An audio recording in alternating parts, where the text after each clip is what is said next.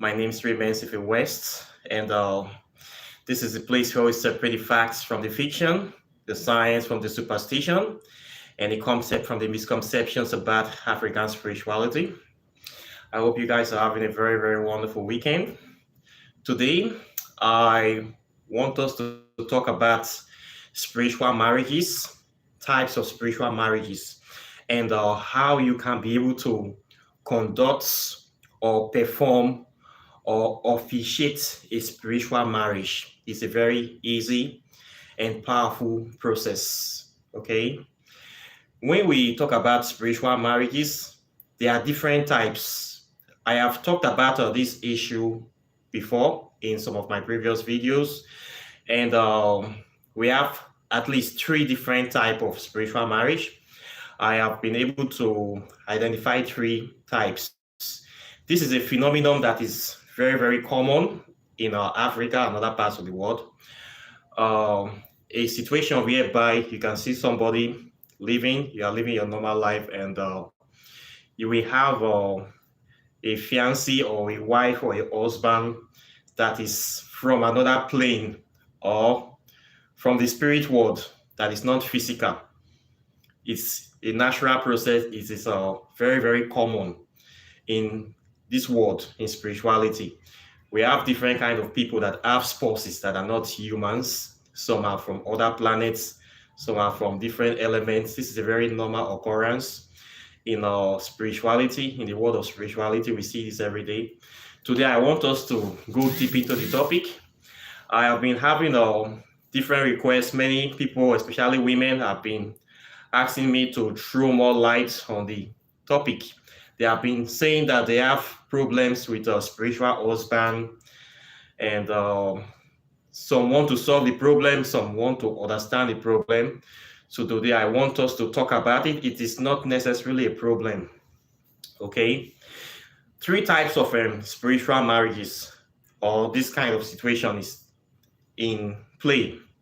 The first situation is whereby you will see somebody that is married to a deity, to a god or a goddess. You can be a wife or a husband of a god or a goddess. I don't normally know how this plays out, but we have those cases whereby you will see a particular goddess or god that people venerate, claiming that this person is their wife or this person is their husband, and the person have to do certain things, to be doing certain things for them. These cases, they normally come to visit the person, interfere in the life of the person. Sometimes they are protective, sometimes they are very generous, sometimes they are jealous. But we have this. This could be as a result of maybe that person, in a way, can be a god or someone that is a deity that have reincarnated into human form to experience life in the physical form. So whereby they have a god or a goddess that are together in the spirit world, and one of them decide to reincarnate or incarnate into this physical world to experience life in human form. The other partner will also escort them to this physical world as well, and we'll be there with them, and we'll be guiding them and interacting with them, and also doing things with them in this physical world. So when we see such cases, we try to trace how this happened. It could be that person is a highly evolved soul, somebody that's a god or a goddess, and that choose to incarnate in human form, and then their counterpart comes to them and is with them in this physical world.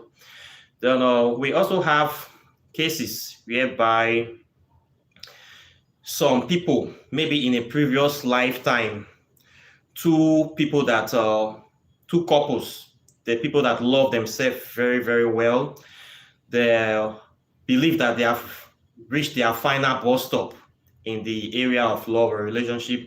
This situation whereby they think that you have met the perfect person for you, and you love this person with all your heart, body, and soul, and you don't want to miss this person. In fact, you want to spend all eternity with this person. You are ready to spend the rest of your life with this person, the rest of eternity. This person is so perfect for you, and both of you are so perfect for each other. You love each other so much. You don't care about anybody else. You just want to be together forever, and you don't want to miss this person. Even you want this relationship to go beyond death. So if you find yourself in that kind of case, what people do in the past is that if they believe that they have met their soulmates and they want to be together forever, they are going to go to meet a deity. Most times it's a deity of love, a feminine deity. Then we go to meet a very powerful feminine deity. And then they are going to perform a spiritual marriage in the shrine or in the altar or the presence of this particular deity. They are going to perform a spiritual marriage, which will involve taking a blood oath. By this, both of them will spill their blood and then we mix it with some concoction or compounds, possibly compounds that will enable the gluing or bringing them together to bind them together. They are going to bind themselves together with a blood covenant to be together for all eternity in the presence of this deity, and they are going to offer some of this blood to this deity. It's a very, very powerful ceremony to unite their souls together, and then they will perform this spiritual marriage. So once they have done this thing, their souls are going to be bound forever. So when one partner transits, the soul or the spirit of that is forever attached to this other person. So anytime any of these people are incarnating or reincarnating to this planet, the soul of that partner will naturally be bounded to them because they are forever married to that person. So they will have this spirit following them all through eternity. So maybe they have come into a new life to experience life. They have forgotten what they did. They will have this particular spirit that will be always attached to them, and will be escorting them everywhere. They'll be asking now, oh, do I know you? How do I have any connection with you? They have forgotten that they have made a blood pact to bind themselves together forever. So this is one way to have a spiritual husband or wife. This person will always be present in your physical life, or be doing things, or be always be there. And when these spirits start manifesting or showing up, the person is not responding, is not understanding, is trying to forget about them. They get upset sometimes because you are not, you are forgotten, or you are not doing what you have promised to do. So when they get upset, they started messing up things in your life, making things difficult for you so that you are going to remember them. They start disturbing you. And then when you have this disturbance, when it's becoming too much, you start going from spiritualists to find out what is wrong with me. I cannot move forward in life. I'm lacking money, finance. What is wrong with me? And then they will check the oracle and tell you that you have a spiritual wife or a spiritual husband. He or she is the one that is disturbing you. So how can I get rid of this person? Some people will tell you, you try to do something to break the parts, or you appease them. Most times, from my experience, if you have this kind of situation, it's better to appease them because you have made that vow, you have made that commitment. So you should appease them and let peace reign in your life.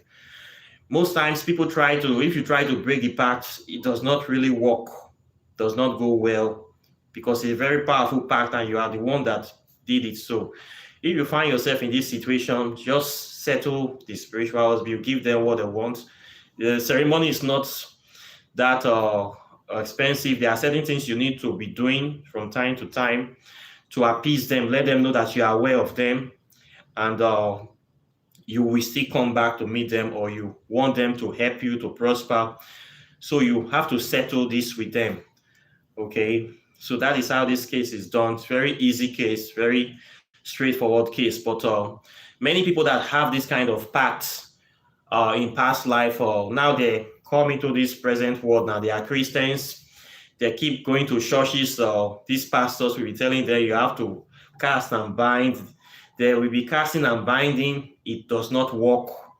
if you are inside this kind of pact, no matter of prayer will solve the problem.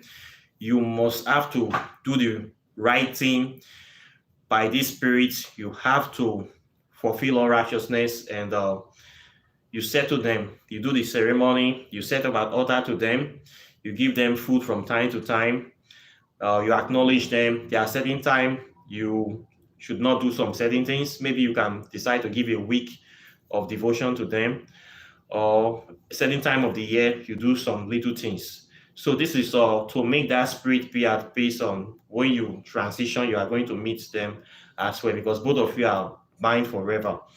So that is how this spiritual husband case is.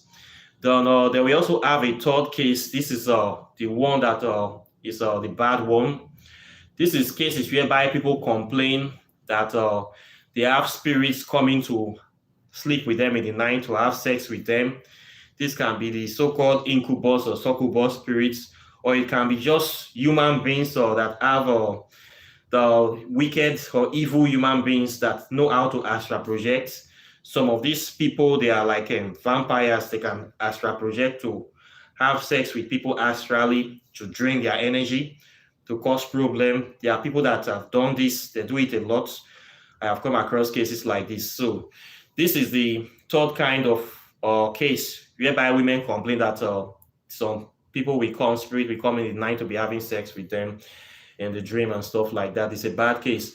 If you are having this kind of problem, it is easily solved. I have done talk about remedies on this channel, on how you can be, things you can do to prevent that kind of thing from happening. One of those remedies, I talk about the cassava stick with ashes, black salt. You get the cassava sticks, you like 7 of them, you put them in the fire to burn the tips, and then you mix it with salt and you place it around your rooms. Then you can also use these sodom apple leaves, put under your bed. And sometimes we also use alligator pepper mixed with some other herbs. There are things you can put in your room to prevent those kind of astral parasites from coming to you, from coming to disturb you. Or you do some spiritual baths that will prevent those kind of spiritual attacks from reaching you. So those are the 3 types of spiritual husband and wife cases that I know of. So when somebody comes and say they have case of spiritual husband, not all cases are the same. What we normally do is that we consult the oracle to find out which kind of spiritual husband is this that is troubling this person, which one. If it's in one of the occubus or succubus, that is the easiest one to get rid of, because you have no connection with them. It is just somebody that is oppressing you, and we deal with that one very quickly. If it is the one that you are married to a deity, you have to appease that deity or try to make peace with the deity. If it is the one that you have made a marriage pact with somebody in a previous lifetime that you are going to be together, you also have to make peace with them as well. So these are the 3 main type of spiritual husband and wife case that are prevalent. So it's not all cases of spiritual husband. It's not the same, please. Not all of them are the same, okay? So if you want to conduct a spiritual marriage, it's very easy. You follow the same process. If you believe that you have met somebody that you love, and both of you actually love each other to the fullest, and both of you want to bind yourself together, you can do the same thing. You go to meet a deity like Oshun, Olokun, or Aphrodite, goddess of love, or Hecate, Heteru, goddess like this, Lakshmi, or even Kali. You meet a powerful deity, you go to their shrine, or try to, if you are practicing African spirituality, you invoke them, and then you and your partner will present offerings to them, and then you're going to do a blood oath to them. You will spill your blood, put it in a little glass. Both of you will make your vows together, and then both of you will drink from this very glass together. So What this will do is that it's going to bind your spirit, body, and soul together, that even death will not be able to separate you guys. So when one person transitions, the other one is always with them and is always waiting for them. So both of you will not be missing each other. You can never miss each other anymore. You just be bound together and be always traveling together. Okay. So there are very people that have done this. There are people that, if you like to, you believe you have met your final person, you can do this.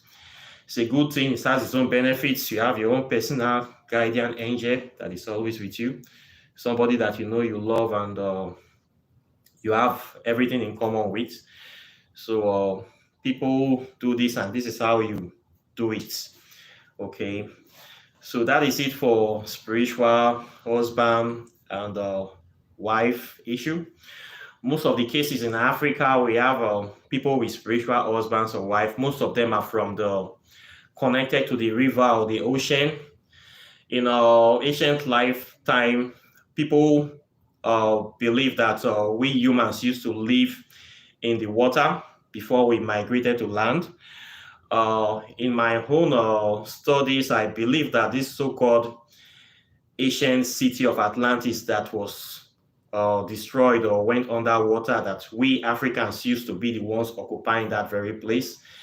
And when it went underwater, for whatever reason, some say it's a cataclysmic explosion, some say it's intercontinental war, some say that nobody really know what really happened. It happened thousands of years ago, if not hundreds of thousands of years ago. So some of the people that lived there actually migrated to this present day Africa and later spread to other parts of the world. So we still have people that are connected to that very place. And most of these people, this with the spiritual husbands or wife, they are always from the water elements. They are always from the river and from the sea. So it could be very good reason that there are many kingdoms still in the sea that maybe people have not yet discovered, or they are existing in other realms, or possibly astral realms, or even in the physical realm, but totally different from the way we humans are living. So we have seen many cases of spiritual husbands and wives from these very water elements. In fact, all the cases we have been seeing, I have been coming across, they are always from the water element, and there are some things we have not been able to explain yet. Then a few cases have been celestial elements, deities of the celestial realm, possibly from another planet, and they claim that some people are their spiritual husband and wife on these very earths. These things we still cannot be able to explain, but there have been cases like this. So could it be that they are aliens? We don't know. Could it be that they are from other planets? We are still trying to find, but we have these cases. So, but we are learning every day. We are progressing, and I believe one day we will have a lot of answers to many of these cases of why things are so. Okay, but in heads here we have spiritual husbands and wives. Some of these cases are also people that were married before. They may not necessarily do any blood pact, but they just love each other so much that the power of their love is just so strong that the souls have to find their partner again in this lifetime. It also happens like that as well too. So the issue is a very broad one of this spiritual husband and wife. So if you're having problems, you feel that you're having visitations from somebody, or some spirits are manifesting, trying to tell you that you have something with them, the best thing is to do a consultation. You do a spiritual consultation. I offer that kind of service. We'll find out who the spirit is, so we'll try to trace their origin and what they want, and if it's true that they are actually your partner and in a previous lifetime, and we try to see what we can do to keep them at bay, or to settle them, to prevent them from disturbing you, or to appease them, or to send them away if that is the case. So I offer those kind of services for consultation. So for those people that have that kind of issue, you can consult me for that. We'll find a solution to that. So this is my take on the issue of type of spiritual husbands and wives, and how to perform a spiritual marriage. So questions and comments are welcome. Once again, please like and share this video. If you're also interested in studying more about African spirituality, I teach ancient African history and spirituality on the kindoki.net. There I perform live rituals and rites that I cannot put on mainstream YouTube. I have a website where I put those videos. So if you want to practice African spirituality from any part of the world, please sign up for those classes and you get access to those videos. So that being said, I hope you have a wonderful weekend, and I'll be seeing you in the next video. Take care and bye. Peace.